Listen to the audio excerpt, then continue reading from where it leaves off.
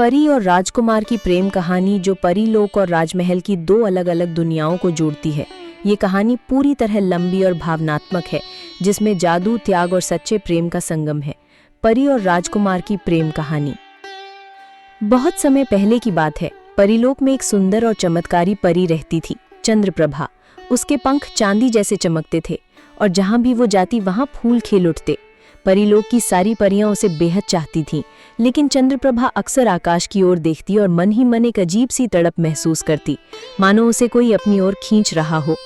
उधर धरती पर एक राज्य था, सुरजनगढ़, जहां एक निडर, बुद्धिमान और दिल से नेक राजकुमार अर्जुन राज करता था।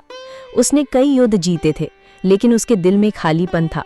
वो अक्सर जंगल में अकेले टहलने निकलता और चांदनी रात में आसमान की ओर निहारते हुए एक अजीब सी शांति महसूस करता।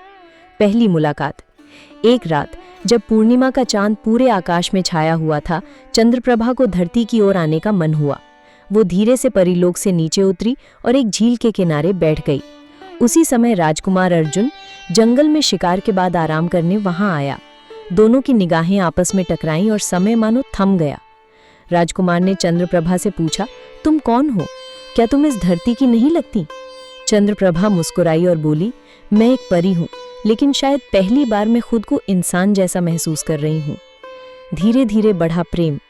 इसके बाद अर्जुन और चंद्रप्रभा की मुलाकातें बढ़ने लगी। वो उसे फूलों की घाटी दिखाता, झीलों की कहानियां सुनाता और वो उसे परीलोक की बातें बताती। चंद्रप्रभा ने पहली बार किसी इंसान के साथ इतना जुड़ाव महसूस किया। राजकुमार अर्जुन का दिल पूरी तरह चंद्रप्रभा में डूब चुका था और चंद्रप्रभा भी अब रोज आसमान से नीचे आने लगी थी। विरोध और संकट। लेकिन परीलोक में ये बात फैल गई। परी रानी यानी चंद्रप्रभा की माँ बहुत नाराज हुई। उसने कहा, एक परी का प्रेम किसी मानव से नहीं हो सकता। अगर तुमने उसे फिर से देखा तो तुम्हें अपने पंख और जादू खोने होंगे। उधर अर्जुन के राज्य में भी बात फैल गई। मंत्रियों ने राजा से कहा, ये प्रेम तुम्हारे पुत्र को जादूगरनी के प्रभाव में डाल रहा है। दोनों दुनियाएं इस प्रेम के खिलाफ खड़ी हो गईं। वियोग। चंद्रप्रभा ने आखिरी बार अर्जुन से मिलकर कहा, अगर मैं रह गई तो मेरी दुनिया मुझे खत्म कर देगी, और अगर मैं चली गई तो तुम अधूरे रह जाओगे, लेकिन मेरा प्रेम कभी अधूरा नहीं होगा। अर्जुन ने उसका हाथ थामते हुए कहा, मैं तुम्हें पाने के लिए अपनी सारी दौलत, सत्ता और राज्य छोड़ने को तैयार हूं। लेकिन चंद्रप्रभा रोते हुए आकाश में लौट गई। पुनर्मिलन। महीनों बीते। अर्जुन ने अपना राजपाट छोड़ जंगलों में तपस्या शुरू कर दी। उसके प्रेम की शक्ति इतनी गहरी थी कि परीलोक के द्वार भी कांप उठे।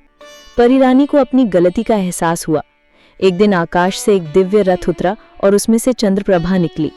वो बोली, तेरा प्रेम मेरी शक्ति बन गया है। अब मैं एक आम परी नहीं रही। परीलोक ने मुझे तुम्हारा साथ देने की अनुमति दे दी है। अंतिम मिलन और विवाह। राजा ने अर्जुन और चंद्रप्रभा के विवाह की घोषणा की। परीलोक और पृथ्वी दोनों में एक साथ दीप जलाए गए।